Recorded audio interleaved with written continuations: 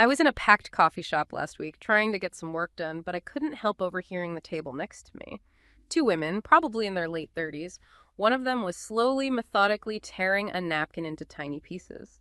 She was quiet for a long time, then just looked at her friend and said, "He did it again." She described how her husband, in front of all the friends at dinner, had told this long, funny story about how she'd gotten hopelessly lost on the way to a wedding. Everyone laughed. "He's a great storyteller," she said. "The only problem, it never happened.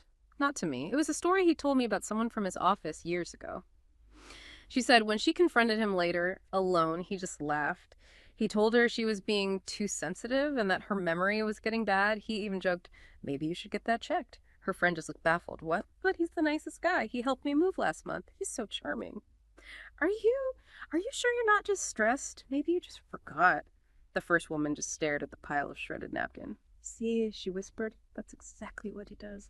That one small public interaction. The charm that everyone else sees and the quiet, deliberate erasure of reality that happens right behind the closed door. It's a perfect invisible cage. And that story, well, wow, it's unfortunately so common, isn't it? And it perfectly frames what we're diving into today, this profound disconnect, the abuser's dazzling public self versus the private psychological destruction. It really does. Yeah. That's the absolute core challenge that makes this kind of harm so insidious, so hard to tackle. Yeah, and it doesn't just stay hidden in intimate relationships, behind that facade of the friendly neighbor or the great storyteller. It crashes right into our major societal structures, talking the legal system, the corporate world, even the path to healing itself. That's right. These systems often aren't equipped to see it. So our mission today is really to look past that surface-level interpersonal drama. We want to examine exactly how this invisible cage of narcissistic abuse impacts family law, professional settings, and crucially, the long-term recovery for survivors. We're digging into the research asking, why do our systems so often fail to recognize violence when there's no visible wound? And what do we actually need to know to see past the charm, to validate the reality of what's happening? It's such an essential conversation. We really need to ground this discussion in the scientific reality, moving beyond just pop psychology terms. So we have to start by defining that core psychological conflict, the facade versus the reality. What we're looking at with individuals with narcissistic personality disorder is this pervasive, rigid pattern. Okay. And it really stands on three pillars: grandiosity, this relentless need for admiration, and maybe most critically, a profound, measurable lack of empathy. Lack of empathy, Build this sophisticated, polished self-image. It's all designed to maximize external praise, admiration. But this performance, it's sustained by exploiting and controlling those closest to them. So that charming person in the coffee shop, they're not just being nice. It's like a necessary function for them to keep themselves regulated. In a way, yes. It feeds that need for admiration. But if the performance is so convincing, how do we tell the difference between narcissistic abuse and just, regular relationship conflict or bad communication? That's the key question, isn't it? The distinction really lies in the deliberate destructive nature of the interaction. Narcissistic abuse is a form of psychological violence. It doesn't leave bruises, no broken bones, only those internal psychological wounds. Invisible wounds. Precisely. And this is the critical vulnerability in the system. Because the individual's personality structure requires this huge external validation, they show such markedly different behaviors in public versus private settings. Okay. So the dysfunctional abusive reality, it's most apparent, most concentrated, exactly where the abuser can maintain maximum control and secrecy in close, intimate relationships. It gives them perfect camouflage, almost impenetrable. That perfect camouflage. That's exactly what we heard in the coffee shop story, right? The loop. The outside world just sees the charm, the helpfulness, the funny, confident guy. So when the victim finally gets the courage to tell someone, they're met with confusion, maybe hesitation, or like in the story, outright disbelief. Yes. But he's always so nice. Are you sure? Right. Are you sure you're not just stressed? And that disbelief is absolutely devastating. Yeah. It's doubly damaging. It doesn't just invalidate the victim. No. It actually turns the outside world, friends, family, colleagues, into unwitting accomplices in the abuser's narrative. Wow. Unwitting accomplices. That's powerful. It compounds the victim's isolation, makes them feel genuinely like they might be going crazy. And that isolation, that self-doubt, those are the key goals achieved through the abuser's primary weapon. gaslighting. Okay, let's unpack gaslighting. We hear the term thrown around a lot now, but what's the fundamental destructive goal here in this specific dynamic? It's crucial to get specific. Gaslighting isn't just lying or disagreeing. It's a highly specific, coordinated form of emotional abuse. Yeah. The victim's reality is systematically manipulated, distorted, ultimately erased. It's designed to force the person to constantly doubt their own memory, their perception, their sanity. And the deliberate nature of this is paramount. We have to recognize, and this is not an exaggeration born from personal drama, scientific analysis shows that gaslighting techniques are structurally similar to those used in psychological warfare, in brainwashing, interrogations, even torture. Psychological warfare, that's an incredibly heavy comparison. Linking a domestic dynamic to military or interrogation tactics. What's the shared element that justifies that? The shared element is the target and the aim. The target is the victim's fundamental sense of self. Their epistemological certainty, their basic ability to know what is real. Their ability to know what's real. Got it. And the aim is precisely the same across all those contexts. Undermine the victim's mental balance, their self-confidence, their fundamental self-worth so profoundly that they become entirely reliant on the abuser or the interrogator to define reality for them. Wow. It's targeted, deliberate destruction of the self. Leaves the victim psychologically pliable. And what's really fascinating, or maybe chilling, is that the neurological research actually backs this up, doesn't it? It gives a physical explanation for that lack of empathy you mentioned. We're not just talking psychological difference, but actual structural difference in the brain. Precisely. We can bring in the research on structural brain peculiarities right here. Studies using MRI have shown that individuals high in narcissistic traits often display structural differences in brain regions linked to empathy, particularly the anterior insula and the prefrontal cortex. Okay, what do those areas do? They're critical for emotional regulation, self-awareness, and the ability to recognize and sort of mirror the feelings of others. The structural differences observed suggest a diminished capacity for that emotional resonance. It essentially provides a biological underpinning for that profound lack of empathy we talk about clinically. That adds such a layer of scientific legitimacy, doesn't it, for the victim's experience? It confirms that what they're dealing with isn't just normal emotional conflict. It's this rigid, maybe even neurologically supported pattern of self-absorption. It does. And if we trace these rigid patterns back, the sources consistently point towards childhood experiences. Right, the origins. They do. And the origins are, well, more nuanced than just simple neglect or abuse. We have strong data, particularly from longitudinal studies. There was one in Amsterdam with 565 kids tracked over time. Okay. That research found a systematic link between parental overvaluation. Overvaluation, like spoiling. More like treating the child as fundamentally more special than others. Yeah. Constantly describing them as superior or deserving of unique treatment, that kind of thing. It was systematically linked to the eventual development of narcissistic traits.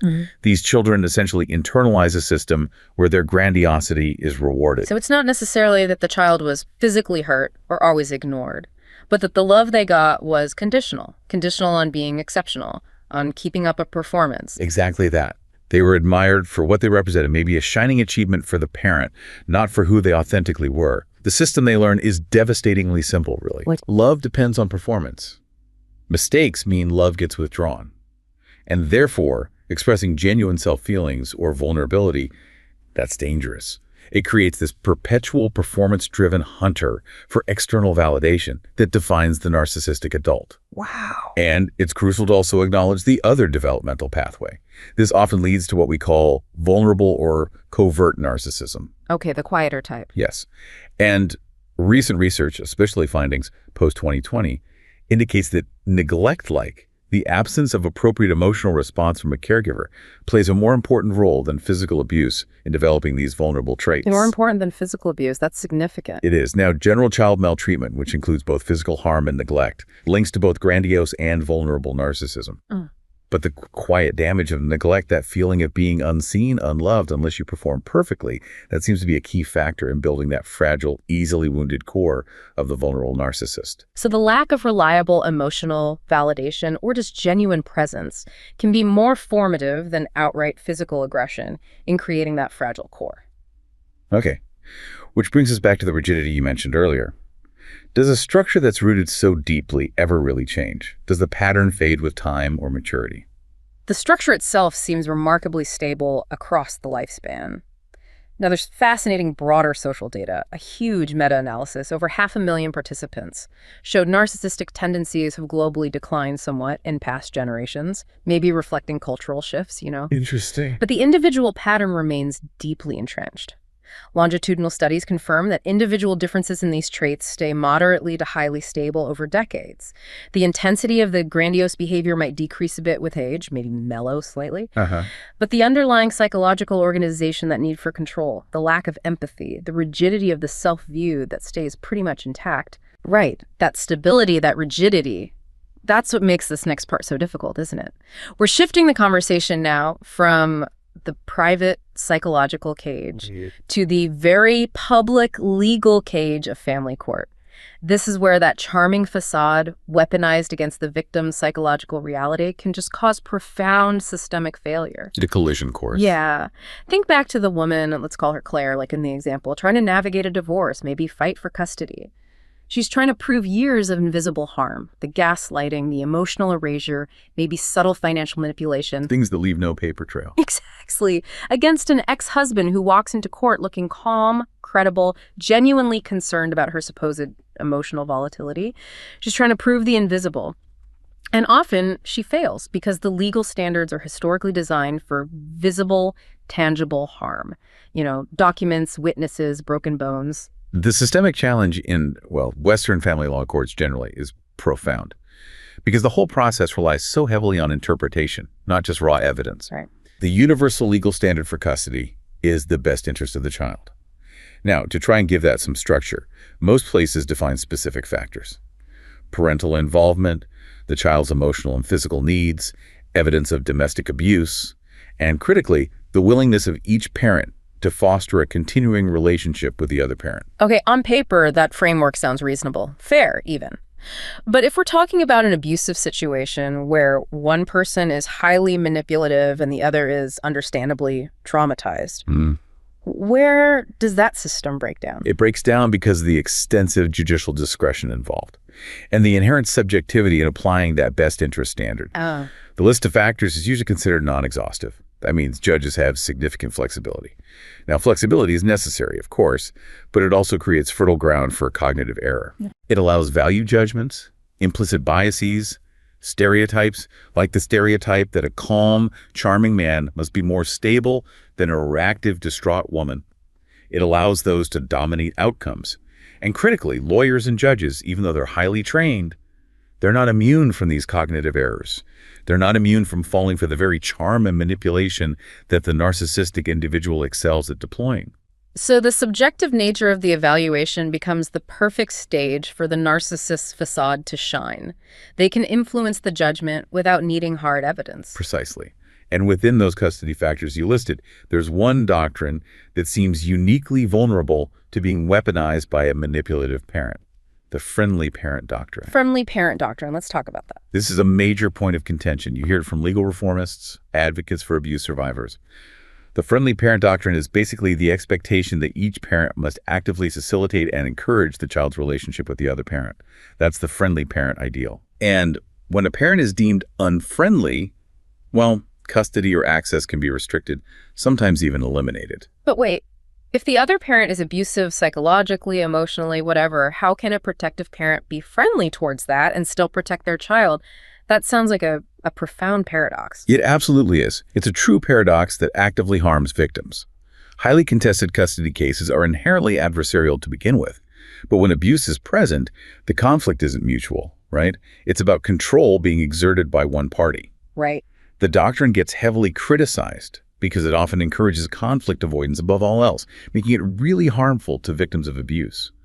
The simple act of documenting and alleging abuse, even if those allegations are completely true, and made in good faith to protect the child, that very act can be categorized by the court system as unfriendly. So trying to protect your child makes you the unfriendly one. Potentially, yes.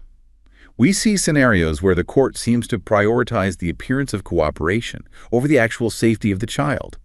The protective parent, the one speaking out against the coercive control, gets labeled as the problem because they're generating conflict. Meanwhile, the abuser, maintaining their composure, their facade, is seen as the stable party, the one willing to cooperate. The system risks punishing the messenger for accurately reporting danger. Which brings us right to that core concept that so many legal systems are still grappling with. Abuse defined entirely by non-physical violence. We need to really explain the weight and scope of coercive control here. Yes, absolutely. The legal understanding of domestic violence is often far too narrow. There's this disproportionate emphasis placed only on physical violence. The bruises, the broken bones, the visible stuff. Right. Coercive control is the expert term for that pervasive, ongoing pattern of control and abuse that often continues or even escalates after separation or divorce. It is the invisible cage manifested as action. Okay, so what does that include, specifically? It includes a whole range of tactics. Intimidation, active social isolation, cutting the victim off from friends, family support. Financial and economic abuse is huge. Controlling access to money, destroying credit, preventing employment, stalking. Sexual coercion, psychological manipulation, obviously, like the gaslighting we discussed, and threats against the victim, the children, pets, reputation. Wow, it's extensive. It is. And these behaviors are deeply harmful because they destroy the victim's autonomy, their self-esteem, their connection to the outside world, even when no physical violence has ever occurred. And crucially, these patterns don't just stop when the divorce papers are filed. The legal process itself often becomes the new tool for control, extending the abuse for years through litigation tactics. Litigation abuse, yeah. And when a court tries to verify these invisible claims, they often turn to external agencies, right, like child welfare substantiations. But the research suggests that relying on those reports is, well, profoundly flawed when dealing with coercive control. It is flawed because the mandate of the child welfare system and the criteria of a custody court are distinct. They're often misaligned. Courts frequently rely on a child welfare agency's finding of substantiation to gauge the credibility of abuse claims. Makes sense on the surface. But unsubstantiated does not mean the claim is untrue. It usually just means the agency lacks sufficient information or specific evidence, which is incredibly hard to gather with purely psychological abuse to meet their internal legal threshold for substantiation. So it's about their internal standards, not necessarily the truth of the situation. Exactly. Plus, the investigative process involves significant subjectivity. And frankly, many child welfare workers lack specific advanced training on the dynamics of long-term domestic violence and coercive control, especially when it's happening subtly within high-conflict custody litigation. The subtle psychological nature of narcissistic abuse often just falls right through the cracks of systems designed primarily to look for immediate physical harm or gross neglect. This leads directly into what seems like the most damaging outcome, the mislabeling of the protective parent. If a parent is, say, frantic, highly reactive, maybe uncooperative because they are genuinely trying to shield their child from ongoing invisible violence, they know the court isn't seeing. How are those necessary protective behaviors typically interpreted by the system? They are far too readily categorized as unfriendly, hostile, or uncooperative behavior. Sometimes they're even pathologized as psychiatric disorders. Oh, wow. The protective parent's defensive and protective responses, which are essentially trauma symptoms, get completely misinterpreted. Their reaction is often one of deep frustration with the system that the abuser has successfully used to further control and undermine them. And the huge risk there. The critical risk is that these trauma responses are then improperly presumed to be evidence of parental alienation. Ah, the alienation label. Yes. Research strongly indicates that the concept of parental alienation, the idea that one parent is maliciously turning the child against the other, is frequently and inappropriately applied when serious abuse and child maltreatment are actually present. So it's used incorrectly in abuse cases? Often, yes. This inappropriate application actively weaponizes a psychological concept against victims of domestic violence.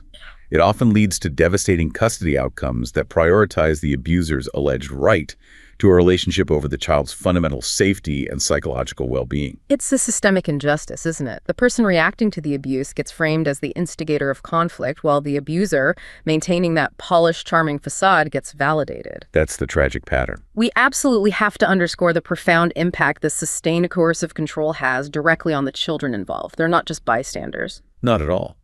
The child is unequivocally a co-victim, even if they never witness a single punch. Exposure to coercive control behaviors like witnessing constant put-downs, name-calling, subtle threats. That intense psychological manipulation leads to significantly higher depression levels in youth. Higher depression. Yes. And a longitudinal study tracking these impacts found the emotional effects are enduring. Child depression scores remained elevated long-term, even when the frequency of the observed abuse decreased. It sinks in deep. That's sobering. We also see consistent specific gender differences in the data. Girls consistently show higher depression symptoms than boys after exposure to these coercive control dynamics. Any theories why? It might be due to complex factors, maybe related to relational dynamics, how girls are socialized, perhaps internalized responsibility. It's still being studied. And beyond just witnessing the conflict, children often get actively dragged into the abuse dynamics themselves, right? Through triangulation. How does that manipulation damage the child specifically? Triangulation means the child is directly harmed by being manipulated or used by the abusive parent. This can look like, well, the abuser might threaten to kidnap the child if the other parent doesn't comply.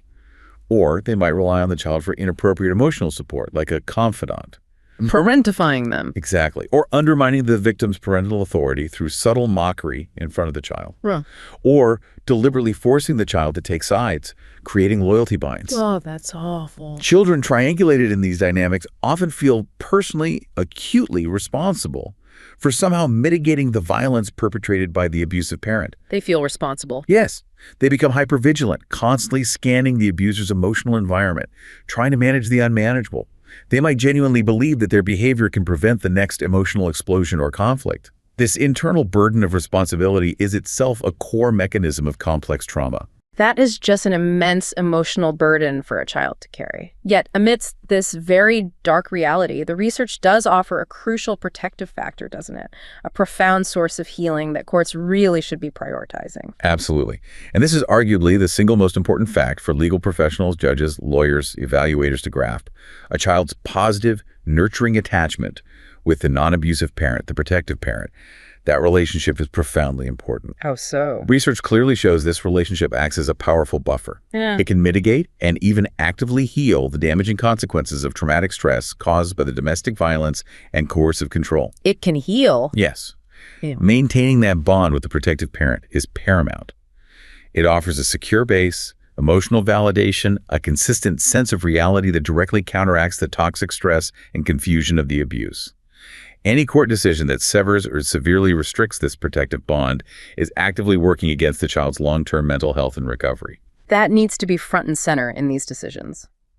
Okay, so we've seen how this invisible cage destroys the private self, and how it's then often reinforced by the legal system. But now let's move from the intimate and legal spheres into the professional world, the corporate office, the boardroom. Because here, the charismatic narcissist actually finds a culture where their superficial traits are often not just tolerated, but actually celebrated and rewarded.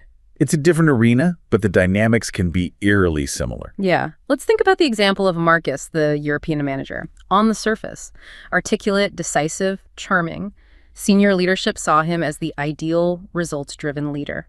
But underneath, his team had crippling turnover every quarter. The churn and burn. Exactly. He was a master of the corporate facade. He'd take the brilliant work of a subordinate, let's call her Sophie, presented as their collaborative triumph to the C-suite. Taking the credit. And then, immediately, privately undermine Sophie. Maybe question her commitment, subtly sabotage her next project, ensuring she eventually left, probably convinced she was professionally inadequate. Marcus looked like a star. The team just eroded from the inside because his success was built on the psychological exploitation of his staff. This is the stark reality of narcissistic leadership. In the corporate world, traits like overconfidence, extreme ambition, risk-taking, which are core narcissistic behaviors, are often tragically mislabeled as necessary leadership qualities. Strong leadership. Exactly. But our deep dive into the organizational research shows the destructive wake they leave behind, specifically concerning two key organizational culture dimensions: collaboration and integrity. Collaboration and integrity. Why those two specifically? Narcissistic leaders consistently prefer and actively engender organizational cultures that are significantly lower in both. Why? Well, narcissists are fundamentally characterized by entitlement and interpersonal exploitation. This predisposition naturally leads to a work environment that rewards aggressive individualism. That means employees become highly reluctant to collaborate, to share information, or to support their colleagues. It's everyone for themselves. Furthermore, because they believe they are superior and entitled to success, they operate with lower inherent standards of integrity. They tend to view ethical boundaries as, well, negotiable obstacles to achieving what they believe is rightfully theirs. So the performance demands individualism, and ethics are flexible. Let's break down how this actually manifests behaviorally within the team. It's not just having a bad boss, right? It's a systemic breakdown of trust. How do these leaders model individualism and destroy cooperation? They establish a zero-sum game environment. Narcissistic leaders routinely take credit for successes as solely their own. It's always I instead of we. And just as quickly, they immediately and punitively blame subordinates for any failures. Pass a buck. Always. This behavior instantly fosters a highly politicized organizational environment. Subordinates' focus rapidly shifts away from the company's mission or cooperating with peers, and instead become solely dedicated to pleasing the boss and, crucially, avoiding being the next target of blame. Survival mode. So it stifles innovation too, presumably. People are afraid to make mistakes. Absolutely. And they actively exert control over the team by derogating others, constantly reinforcing their own supposed superior competence. They're often highly punitive, vindictive, incredibly thin-skinned about any critique. Right. And to ensure control, they actively discourage communication and prevent bonding among subordinates. If employees can't connect, can't share a common, validated reality about the leader's behavior, well, it prevents any cohesive opposition or shared narrative from forming. This isolation maintains the leader's power. It sounds chillingly like a high-stakes version of the gaslighting we talked about earlier. You can't trust your own judgment, and you can't trust your peers either. The dynamics are very parallel. But the real danger, according to the research, isn't just the individual leader, is it? It's how their personality gets amplified and institutionalized into the organizational culture itself. That is the critical organizational takeaway. The leader's dark side personality traits become amplified through the culture they design and enforce. Leaders shape culture through specific, measurable actions. The policies they establish, the kinds of candidates they select and promote, and how they apply rewards and punishments. Okay. Research shows narcissistic leaders are less likely to even view policies promoting collaboration and integrity as important. In fact, they may actively endorse policies that diminish these values if it serves their individual goals. Like with promotions, how does that play out? Take promotion bias, for example. Studies show a narcissistic leader is far more likely to promote high-performing candidates who also display low integrity. Really? Low integrity gets rewarded. Yes. Individuals who demonstrate a willingness to ignore rules, cut corners, maybe be ethically ambiguous, they promote people who mirror their own behavior, viewing them as effective or getting things done. Conversely, they are less willing to sanction employees who violate collaboration or integrity norms, like someone refusing to help a team member or violating company policy for personal financial gain. Wow. This sends a powerful, institutionalized signal to every single employee. Rules are irrelevant if they impede personal success or pleasing the leader. Performance at any cost is what matters. So if the employees see that the path to getting ahead involves low integrity and hyper-individualism, they adapt. It's almost a pragmatic response to a toxic environment. Absolutely. It's rational adaptation. The research confirms this adaptation is robust. This is the crucial finding from scenario-based studies. When employees are placed in a hypothetical organization with a narcissistic leader and a culture already characterized by low collaboration and integrity, they themselves are significantly more likely to make low collaboration and low integrity decisions. The culture itself dictates the behavior. Precisely. They are essentially following the embedded norms for survival and advancement within that specific system, even if they might behave perfectly ethically in a different environment. And if that's true, that the culture drives behavior even more forcefully than the direct influence of the leader, then the damage done by a narcissistic leader persists long after they've moved on, maybe gotten promoted again. That is the profound long-term danger.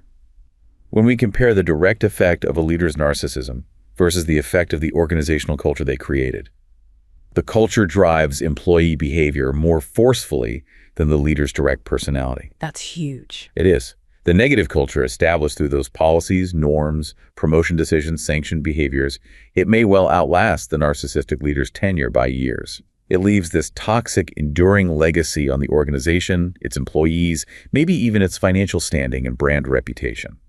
The system of low collaboration and low integrity persists, poisoning the well for every new employee who arrives. This whole journey we've taken has really been about the systems that fail to see invisible harm. And now we absolutely must pivot to the most important system of all, The internal world of the survivor, the path to reclaiming the self, the psychological integrity of the person who has been living inside that invisible cage. The personal recovery journey. Yes, because the damage done in that private sphere, whether it was from a parent or a partner or both, it often takes decades to fully identify, let alone begin to repair. The story of David, the Chicago lawyer we mentioned earlier, is sadly typical, isn't it? Very much so. Achieved massive external success, outwardly looked like he had it all together, but it was only in his late 40s, dealing with debilitating anxiety and a pattern of relational failures, that he finally joined a specialized support group. And that was his click moment, he said. Realizing his chronic anxiety wasn't some personal flaw, it was a 40-year-old survival mechanism, born from a narcissistic mother who made love completely conditional on his performance. For so many survivors, recognizing the actual mechanisms of the invisible cage only happens decades later, often within the safety of therapy or a dedicated support setting. That delay is incredibly common because the foundational damage is just so pervasive. It's been built into their core operating system since childhood. Often, adult survivors frequently present in therapy with a very specific, recognizable profile. What does that look like? They often struggle profoundly with codependency, an inability to set firm boundaries, chronic feelings of being undeserving, unworthy, a compulsion towards people-pleasing and perfectionism. Trying to earn that love still. Exactly. They're perpetually scanning the horizon, hypervigilant for everyone else's needs and emotional states, while pushing their own needs, their own feelings, into deep suppression, because expressing them was once dangerous. And the clinical consequences of living like that for years, decades. They're often severe and chronic. We see high rates of chronic anxiety and depression, pervasive feelings of shame and guilt, a fundamental lack of self-esteem, difficulties trusting others, understandably, because their reality was constantly undermined, and very frequently complex post-traumatic stress disorder, or CPTSD. Let's pause on CPTSD for a moment. Most people have heard of standard PTSD, usually resulting from a discrete, terrifying event like combat or an accident. How does complex PTSD, CPTSD differ, especially in this context of relational trauma? That's a really important distinction. CPTSD is fundamentally a disorder of chronic relational trauma. Unlike standard PTSD, which often stems from a single time-limited event, Right. CPTSD results from prolonged, repeated trauma, often in situations where escape was impossible, or maybe even impossible to conceive of, like in childhood, or an intimate relationship controlled by coercive tactics. So the chronicity is key. Yes. And the symptoms include the standard PTSD reactions, hyperarousal, nightmares, flashbacks. But crucially, CPTSD also includes disturbances in self-organization. Disturbances in self-organization. Yes. Persistent difficulties with emotional regulation, trouble maintaining healthy relationships, and forming a coherent, stable sense of self. It's really the perfect diagnostic frame for the consequences of living long-term in an invisible psychological cage. Given that the damage is so foundational, so intertwined with their sense of self, the goal in healing can't just be symptom management, can it? It must be more like a complete reconstruction of their internalized reality. Absolutely. What kind of specialized interventions are necessary to treat this specific form of relational trauma? Effective healing really requires a multifaceted approach. It needs professional support in a truly safe space, constant validation of their experience, which they likely never got, and detailed psychoeducation about narcissistic dynamics and relational trauma so they understand what happened to them. Understanding the why. Yes. And the therapeutic goal is incredibly complex. It's not just about managing emotions better or learning to set boundaries, although those are vital. It's also about actively undertaking a deep emotional process of grieving. Grieving the loss of the parents or the partner they wish they had. Grieving what never was. Exactly. Grieving the nurturing, unconditionally loving caregiver or partner that never actually existed.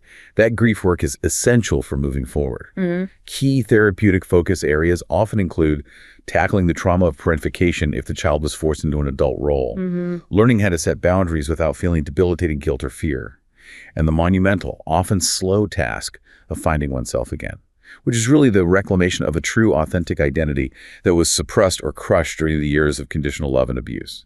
Reclaiming that self, that sense of agency, that must be exceptionally difficult when the core internalized message is that their own preferences, their desires, their voice are fundamentally dangerous or selfish or wrong. It is the core challenge. A major focus of therapy becomes rebuilding that agency and autonomy. This involves specific strategies to help clients discover their own preferences, interests, desires, goals, the basic building blocks of selfhood that were denied, ignored, or maybe even ridiculed during the abuse. Learning what they actually like, maybe for the first time. Yes. And clinicians also have to teach clients the crucial distinction between assertiveness, which is healthy self-expression, and aggression or hostility, which were often the only modes of communication modeled by the abuser. Right. A huge part of this work involves actively counteracting that deeply internalized messaging they received. The message from the narcissistic environment that said assertive communication is somehow cold or cruel or harsh. Because that's what the abuser told them. Precisely. The abuser trained them to equate self-advocacy with cruelty, to keep them compliant and manageable. Therapy must systematically reverse that toxic equation and validate their fundamental right to exist, to have needs outside the service of another person's ego. And once that autonomy starts to blossom, maybe tentatively, and the client starts actually setting some of those necessary boundaries, the perpetrator often doesn't just say, oh, okay, right? The backlash must be a terrifying and potentially destabilizing moment for the survivor. It is entirely predictable, unfortunately. Yeah. And a critical step in the healing process is what we might call anticipatory training, preparing clients for the inevitable backlash that almost always accompanies their increasing autonomy and agency. So they know it's coming. Yes. If the victim starts asserting boundaries, seeking individuation, maybe making contact with a reality outside the abuser's narrative, the abuser will typically escalate efforts to regain control. This might involve renewed charm offensives, love bombing, or playing the victim themselves, or even launching reputation attacks, smearing the survivor to others. Oh. Preparing the client for this predictable response helps them maintain their progress. They can learn to see the backlash not as proof that they failed or did something wrong, but as proof that their boundary setting was actually successful and noticed. It's evidence they're breaking free. That reframing is crucial. Okay, finally, let's consider the perspective of the clinicians themselves, the therapists working with this specialized population. What are some specific missteps that a therapist must vigilantly avoid, lest they inadvertently replicate the very gaslighting the client is trying to escape? There are several critical clinical traps to be aware of. First, while clinicians need to be cautious, of course, and avoid over-pathologizing every difficult person as a narcissist, Right. they absolutely must not dismiss client reports of subtle, hard-to-spot emotional manipulation simply because the alleged perpetrator appears functional, successful, or charming to the clinician. Falling for the facade themselves? Yes, exactly. Failing to validate the subtle, insidious nature of the abuse is a form of inadvertent gaslighting by the therapist, and it severely compounds the client's trauma. Validation is key. Okay, what else?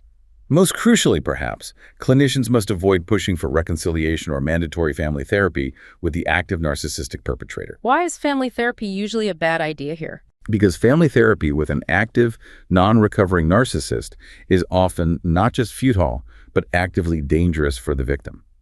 It inadvertently provides the abuser a perfect platform to further gaslight the client, maybe triangulate the clinician against them, or introduce entirely new avenues of control and manipulation within the safe space of therapy. So the focus has to stay on the survivor. Exclusively. On the client's recovery, building their internal resources, and helping them build a network of outside validation and support. Trauma competency is absolutely essential for the therapist here, focusing on calming those underlying trauma triggers using appropriate modalities. You mentioned some acronyms earlier: AEDP, IFS, EMDR, SE, Gestalt. Just briefly, to make those interventions a bit more concrete for people listening, if CPTSD is the core issue from this relational trauma, what are those different modalities aiming to achieve? Right, they approach the trauma from slightly different angles, often used in combination. AEDP, Accelerated Experiential Dynamic Psychotherapy, focuses on recognizing and leveraging core emotional states to facilitate healing, often really emphasizing the corrective emotional experience of being truly seen and understood by the therapist to heal those deep relational wounds. Okay. IFS, Internal Family Systems, addresses the fragmented sense of self that trauma often creates. It helps the client understand their inner parts, like the inner critic, the protector part that built walls, the exiled, wounded child part, so they can understand and integrate them from a place of self-compassion. Makes sense. EMDR, eye movement desensitization and reprocessing, is fundamentally about helping the brain reprocess traumatic memories so they lose their intense emotional charge. They get stored differently, more like historical facts rather than present-day terrors. Got it. And SE. SE, somatic experiencing, works with the body. It helps discharge the physical energy, the tension, the fight, flight, freeze response that gets trapped in the nervous system from chronic trauma. Because psychological abuse absolutely manifests physically. Right. The body keeps the score. Exactly. And Gestalt therapy also focuses on present moment awareness and integration of fragmented experiences, all aim in different ways to help the survivor process the trauma and reclaim a more whole, integrated sense of self. This entire deep dive, really, it's followed this single persistent thread, the immense validated reality of the invisible cage that is narcissistic abuse. We started right there, at that intimate coffee shop table. We followed the victim into the often adversarial halls of family court, and then we tracked the leader's corrosive influence right through the corporate world. And the common, really troubling theme throughout is the systematic failure. The failure of our institutions, legal, corporate, sometimes even clinical, to consistently look past the charm, past the polished performance, and recognize the quiet psychological destruction happening right behind the closed door. The research is clear. These psychological structures characterized by that grandiosity, the lack of empathy, the entitlement, they are real, they are neurologically measurable, as we discussed, and they are systematically damaging, both to individuals and to the systems they inhabit. We saw that so clearly in the court system, where that extensive judicial discretion, combined with things like the flawed friendly parent doctrine, can end up punishing victims who accurately report coercive control. It leads to that dangerous mislabeling of protective trauma responses as parental alienation. Absolutely. And then in the corporate world, we saw how the narcissists' overconfidence and exploitative nature don't just harm individuals, they actively create institutionalized cultures lower in collaboration and integrity, norms that can poison the well long after that charismatic leader has moved on. The fundamental societal issue seems to be that we, collectively, often confuse charm with character, don't we? We do. Which makes us, often unwittingly, participants in maintaining the narcissist's facade. We struggle profoundly to understand, let alone address, violence that leaves no visible wounds. But the research is unblinking, as you said.